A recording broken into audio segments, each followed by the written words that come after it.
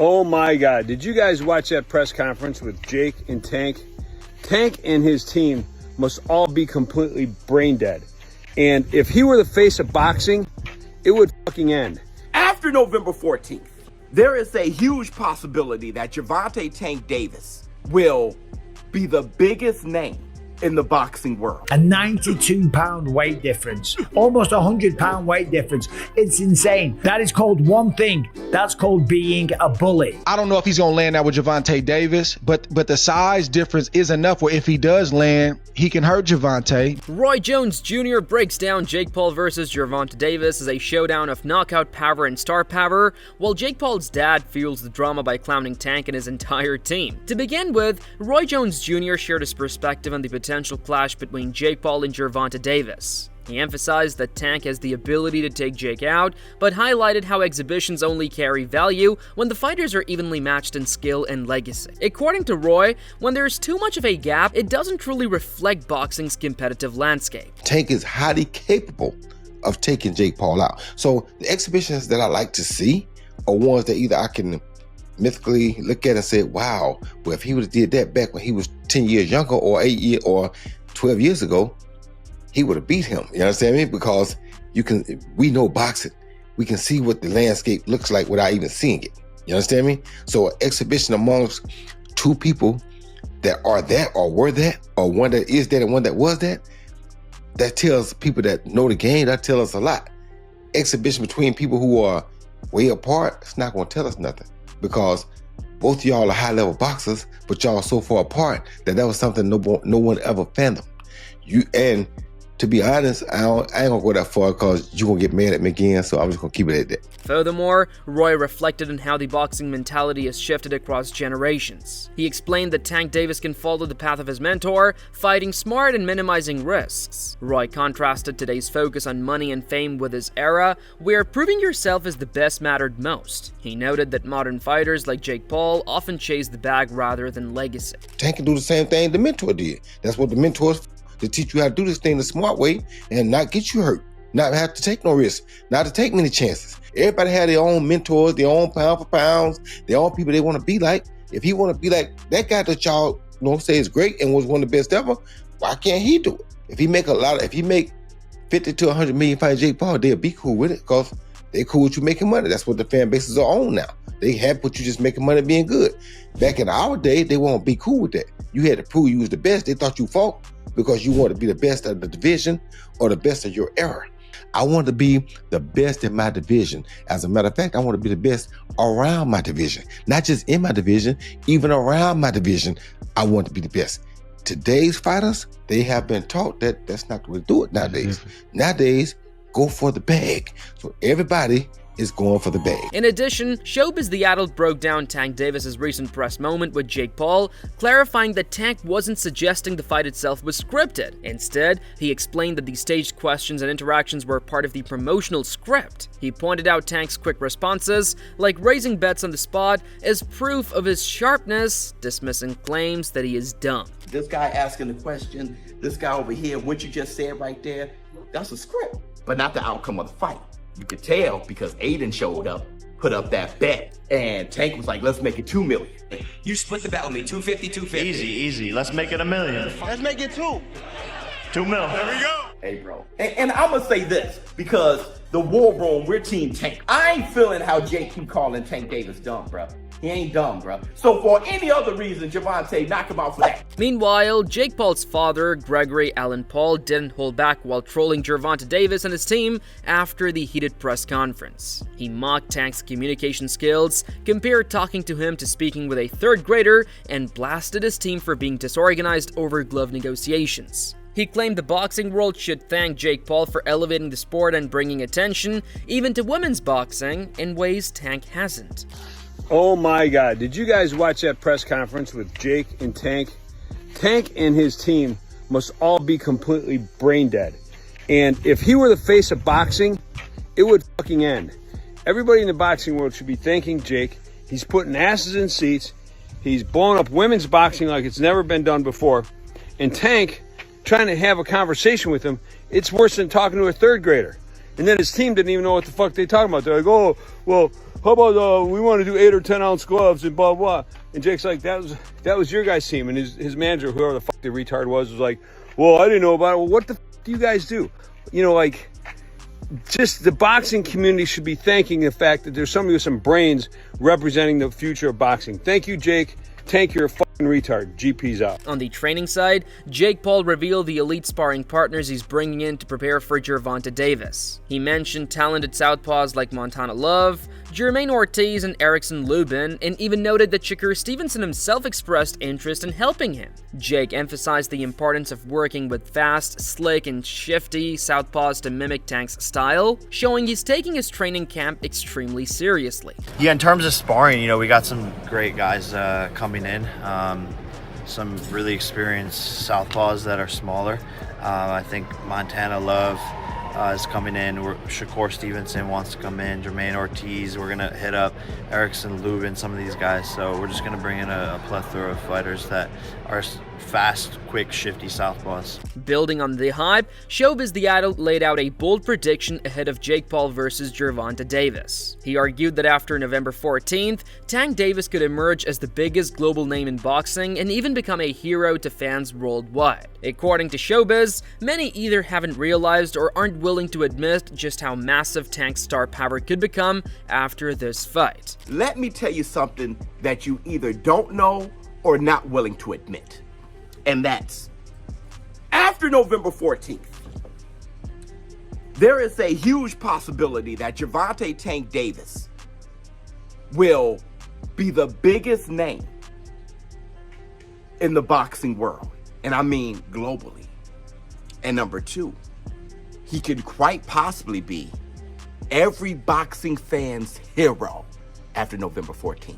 Either you guys haven't thought about this, don't realize this, or not willing to admit it. Additionally, Showbiz explained how Tank Davis could become boxing's hero. He noted that while Jake Paul deserves credit for bringing attention and boosting women's boxing, many purists are tired of his antics as a fighter. If Tank is the man to stop Jake Paul's momentum with a knockout, Showbiz believes the boxing world would celebrate Davis as a savior of the sport. Let me tell you how. Just imagine. If Gervonta Tank Davis knocks out Jake Paul, boxing is going to sing his praises like a hero. Though Jake Paul is definitely appreciated by the boxing world when it comes to what he is giving to the sport, especially women's boxing, okay? I mean, it goes without saying that Jake Paul, an MVP, has added to the sport of boxing. But Jake Paul, the fighter, people are over his shit. There's a huge amount of boxing pugilists in the boxing community who's over his shit. And if Gervonta Tank Davis stops that, if he is the one who stops this whole train, knocking out Jake Paul, he will become a boxing hero. From another angle, UFC legend Michael Bisping weighed in on the size disparity between Jake Paul and Gervonta Davis. He pointed out that Jake hit 227 pounds for the Mike Tyson fight, creating nearly a 100-pound gap compared to Tank. Bisping called the difference insane, bluntly labeling it bullying. His comments highlighted just how massive the physical advantage Jake could carry into the ring against Davis. Jake Paul, I think when he weighed in for Mike Tyson, was 227 pounds. That is, if I'm not mistaken, a 92-pound weight difference. Almost a 100-pound weight difference. It's insane. That is called one thing. That's called being a bully. At the same time, boxing great Andre Ward gave a blunt assessment of Jake Paul versus Gervonta Davis. While acknowledging Jake is good enough to compete, Ward stressed he's not a world-class fighter. He explained that fighters like Tank, who began boxing as kids, have decades of experience and refinement Jake can never replicate. Ward emphasized that no matter the size advantage, Jake will never close the gap built from a lifetime in the sport. So even when I look at Gervonta Davis and Jake Paul, the size differential is enough where Jake Paul is good enough where people say, oh, he's terrible. Jake Paul is not a world-class fighter. I don't care how a person feel about that.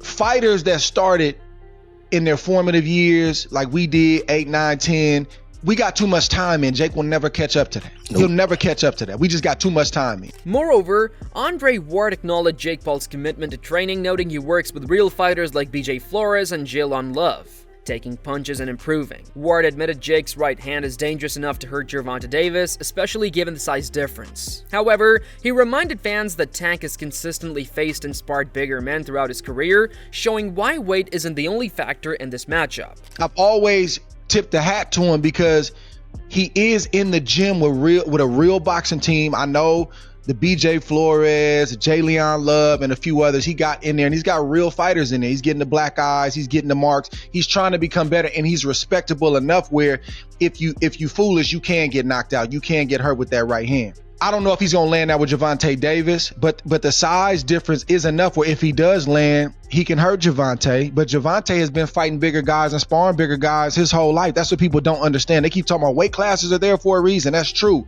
On the other hand, a boxing analyst named Henry highlighted the massive size gap between Gervonta Davis and Jake Paul.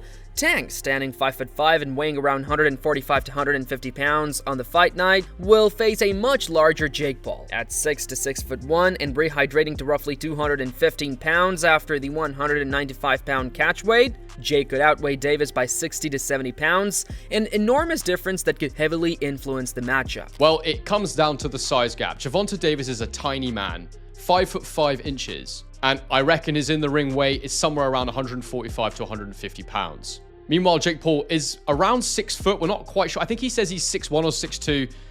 I've heard other people saying I think he's close to 5'11", 6 foot. But the point is he's a much, much taller man. And in the Mike Tyson fight, he was over 220 pounds. So the size difference is massive. This fight's been made at 195-pound catch weight, but after Jake's rehydrated, assuming there's no rehydration clause, which I don't believe there is, he'll probably weigh around 215 pounds in the ring.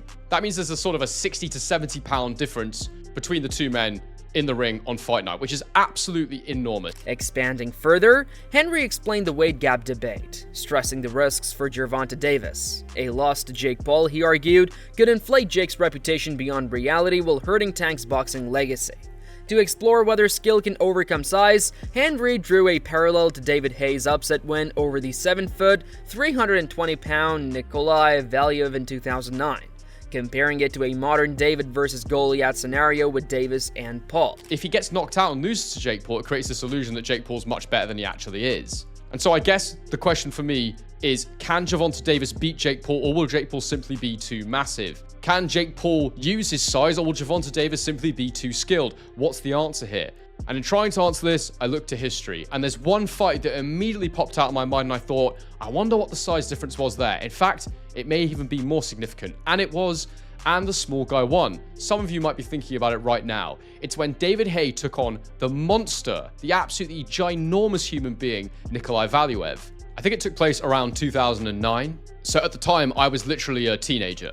I didn't have a clue what I was looking at, and I'd fully bought into this David versus Goliath story. But I think it's an excellent example here to draw comparisons between the Gervonta Davis-Jake Paul fight to try and understand whether or not this is a good template and blueprint to try and predict and understand what the size difference might look like in the ring. Building on that analysis, Wade Clemens broke down the second press conference scuffle between Jake Paul and Gervonta Davis. He noted how Jake tried to shove Tank, but Davis quickly pulled back his shoulder, avoiding much contact. Wade highlighted that the real question isn't the push, but whether Jake's reach could create openings, because if he overextends, Tank will be ready to counter with his devastating left hand. Goes to try to give Tank a little shove back, a little jab kind of shove, but Tank, yeah, he gets touched with it, but he's quick, pull that shoulder back. You know what I'm saying? He's quick to pull that shoulder back. I just don't know if he could get to that reach, man. That's the biggest question. From that spot right there, could a left hand rain through on the backside? Because Tank is absolutely going to look to throw that left hand if Jake overextends on his jab. Finally, Wade Clemens further analyzed Jake Paul's shove at the press conference, noting that even sloppy contact from a 200-pound man still carries weight. He emphasized Tank Davis's explosive counterpunching ability, pointing out how Tank nearly unleashed his signature left hand in response. His promoter even grabbed his arm to hold him back. Wade stressed that one overextension from Jake could line up perfectly for Tank's knockout shot. Jake's 200 and something pounds. That's still going to hurt at the very least, and who knows what, because Tank's got ridiculous power. So Jake, a little sloppy on the push there. He got pushed. He wanted to get it back. there's something to be taken away from that, but lines up perfectly for a counter left hand. And you even see his promoter here is kind of grabbing his left hand because Tank wanted to let it fly. And Jake backed up a little bit. He said, oh, and Tank comes with that. As the dust settles on the heated exchanges, the press conference fireworks, and the flood of expert opinions, one truth stands tall. Jake Paul versus Gervonta Tank Davis is no ordinary fight. It's a collision of size against speed, star power against legacy, and hype against pure skill. Roy Jones Jr. reminded us that exhibitions only matter when the playing field feels balanced, but does this one? Or does the size gap make it a David versus Goliath story in the truest sense? But here's the question, is this fight about proving skill can conquer size, or will raw physicality overwhelm one of boxing's pound-for-pound kings? Will Jake Paul shock the world and flip boxing's hierarchy upside down? Or will Tank Davis's explosive counters deliver the knockout that cements his legend forever? Drop your thoughts in the comments below. If you've been gripped by this breakdown and don't want to miss a single update as the build-up intensifies, make sure to hit that subscribe button, turn on notifications, and join us for the ride.